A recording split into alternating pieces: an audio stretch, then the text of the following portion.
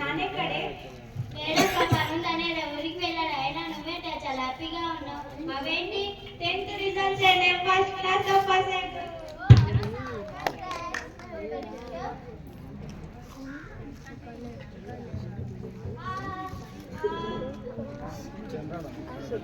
ఏంటే పక్కదారి డబ్బు మొత్తం కాల్ చేస్తున్నారా?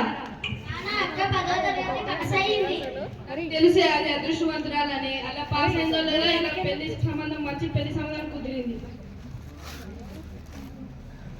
నాకు పెళ్ళైంది నాన్న. నా వయసు ఎంతని?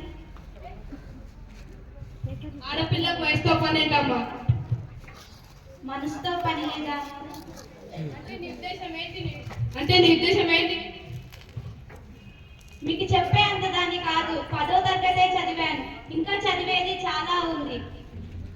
వీడి తోడు వచ్చాడు అంతే.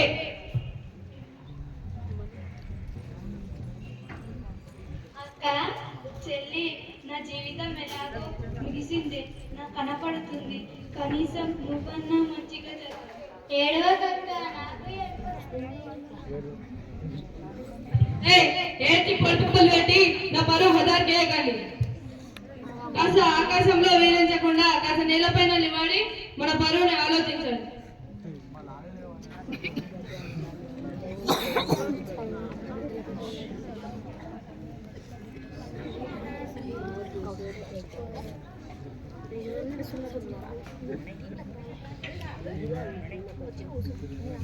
ఏంటి ఆ పెళ్లి నడక? మీది కాదు పెళ్లి, మా కూతుర్ని.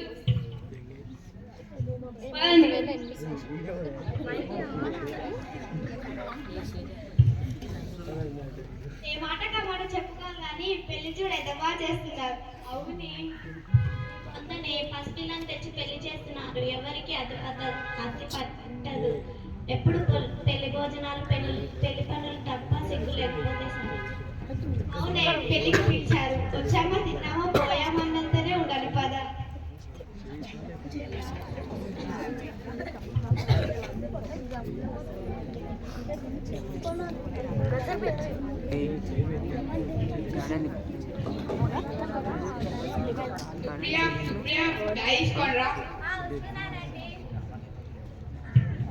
పిల్లలెక్కడిని? లతా, శ్వేత రండి, నాన్న వెళ్తున్నాడు.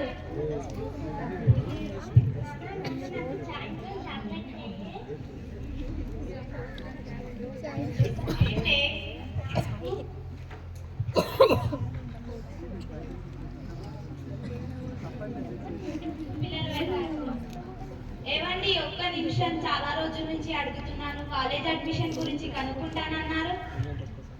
ఆఫీస్ పని మీద సిటీకి వెళ్తున్నాను కదా, కాలేజ్ అడ్మిషన్ తీసుకొని వస్తా, ఓకేనా? నీకు ఇప్పుడు చదువు ఏంటి? చదువు ఒకరిద్దరిద్దామను. ఆయనతో పాటు నేను జాబ్ చేస్తే పిల్లలకి మంచి భవిష్యత్తు ఇవ్వచ్చు అత్తయ్య. పిల్లల్ని ఏం చేస్తావు? చదువు చదువు అంటూ అది త్రాకైతే పడదాన్ని. అసలు పెళ్ళెందుకు చేసుకున్నట్టు కాస్త తెలుసుకుంటే మంచిదమ్మా. అత్తయ్య, తీసుకో పో. కూడా ఎప్పుడు ఉండేదే కదరా, నువ్వు వెళ్ళు. నీకేం తెలియదు. సుప్రియ కాలేజ్ అడ్మిషన్ తీసుకొని వస్తా, ఓకేనా? చూస్తా, ఎన్నాళ్ళు సాగిస్తావో చూస్తా. సంగతి దొరకని చెప్తాను.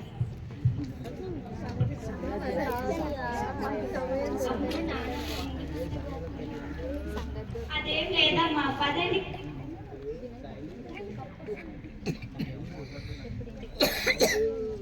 హలో, చెప్పండి. గాంధీ హాస్పిటల్ నుంచి మాట్లాడుతున్నామండి.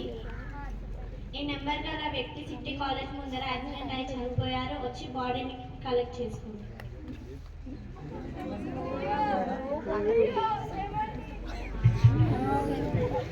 అయ్యో అయ్యో, ఏమండి? ఏమైంది అలా నడికింట్లో సోకాలు పెడుతున్నావు? అత్తయ్య, ఆయనకు సిటీ కాలేజ్ ముందు యాక్సిడెంట్ అయి చనిపోయారంట అత్తయ్య. చనిపోయాడా? ఎలానే? అయ్యో అయ్యో అయ్యో.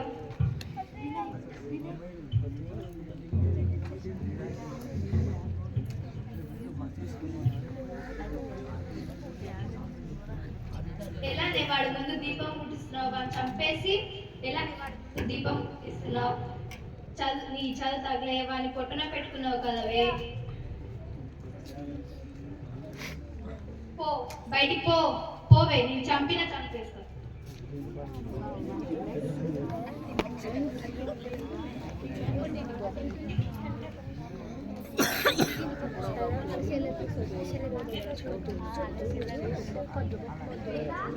అక్క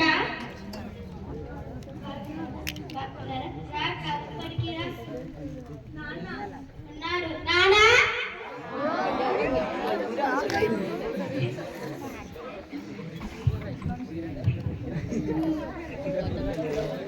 ఎలా ఉన్నావు నాన్న? ఏందో ఇలా ఉన్నావమ్మా, నీ బతుకు ఇలా అయిపోయిందని బాధ, నీ మొగని పోగొట్టుకున్న దురదృష్టం, చెల్లె పెళ్లి కానిస్తుందో లేదో అన్న భయం అమ్మా. మధ్య తరగతి తనే ఇలాగే ఆలోచిస్తాడు. ఏంటి నాన్న ఇదంతా? అక్క పరిస్థితుల్లో ఉంటే మీకు తెలియాలి, మీరేం చిన్నపిల్లలు కాదు, మీకు తెలియాలి. చాలా తెలివిగా మాట్లాడుతున్నావు నాన్న, సూటిగా మాట్లాడుతున్నావని నువ్వు అనుకుంటున్నావు, కానీ ఆ మాటలు ఎదుటి వారి గుండెల్ని బద్దలు చేస్తాయి నాన్న. అయినా భయపడాల్సింది నేను. భర్త చనిపోయి అత్తారింటి నుండి గెంటేయబడి 2 పిల్లల్ని పెట్టుకొని ఎలా బతకాలో బాధపడాల్సింది నేనే నాన్న. అయినా బాధపడాల్సింది కూడా నేనే. ఆ రోజు మీ మాటకు తలొంచి పెళ్లి చేసుకున్నందుకు. ఒకవేళ ఆ రోజే మీతో గట్టిగా మాట్లాడుంటే ఇలా నాకు బాల్య వివాహం అయ్యేది కాదు. నేను నా పిల్లలు రోడ్డు మీద పడేవాళ్ళమే కాదు. అంటే నీ ఉద్దేశం ఏంటి? నీ జీవితాన్ని నాశనం చేసింది నేనేనా? నీ కర్మకి ఎవరినంటే ఏమొస్తుంది? ఏంటి నాన్న ఇదంతా? ఊరుకో, ఏం తెలియదు, పో పో. ఇప్పుడు చెప్తున్నా విను. మీ చెల్లె పెళ్లి గిన్నెగా చేసి నా బాధ్యత తీర్చుదామని అనుకుంటున్నా. నాన్న ఎలాగో నా జీవితం నాశనం చేశారు, కనీసం చెల్లి నాన్న మంచిగా చదవనివ్వండి నాన్న. నీతులు చెప్పించుకునేందుకు స్థితిలో లేనమ్మా నేను.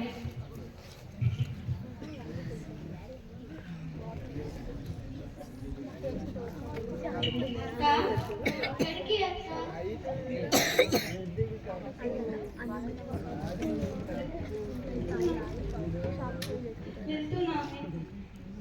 నాన్నకు నిన్ను నచ్చ చెప్తా, ఇక్కడే ఉండిపో అక్క. నువ్వు బంధాలు నిలబెట్టుకోవాలంటే నచ్చ చెప్పే మాటలు కాదే, కొంచెం ఆప్యాయత, కొంచెం ప్రేమ ఉండాలి.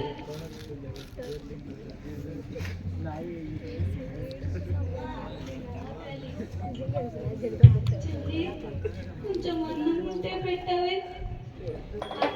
ఐఎమ్ వెరీ సారీ అక్క, అన్నం తిన్నావా అని కూడా అడగలే. ఇప్పుడే వస్తా.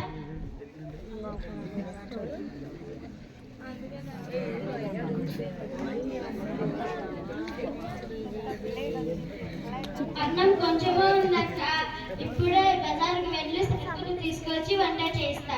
వెళ్ళొస్తా.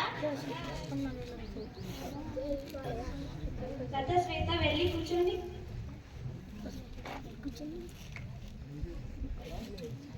ఎలాగో నా జీవితం నాశనం అయిపోయింది.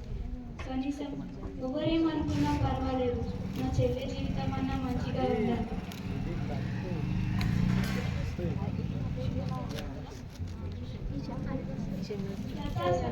రండి.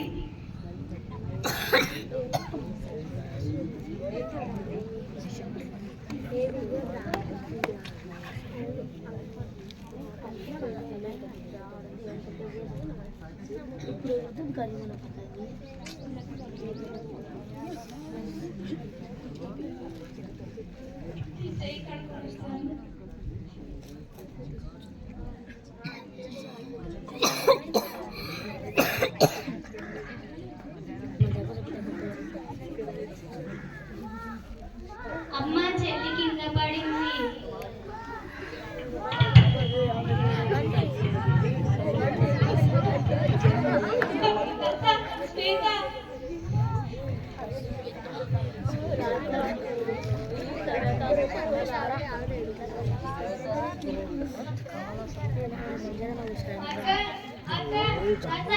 శ్వేత లేవండి. అక్క, శ్వేత, లత లేవండి. లేవండి లేవండి.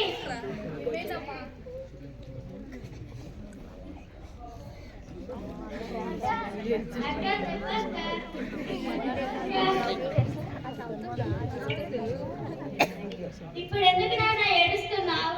ఇప్పుడు నువ్వు సంతోషపడాలి. నీకు ఇంకా జరిపాల లేదు. అది నా పనికి, అది అడ్డం రాలేదు నాన్న.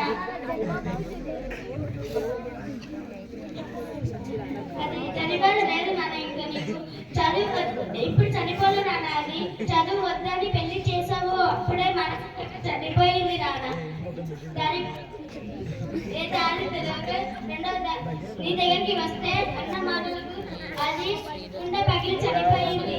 ఏ దారి లేకుండా గోదావరి కన్నా కూడా అది గోదావరి నాన్న.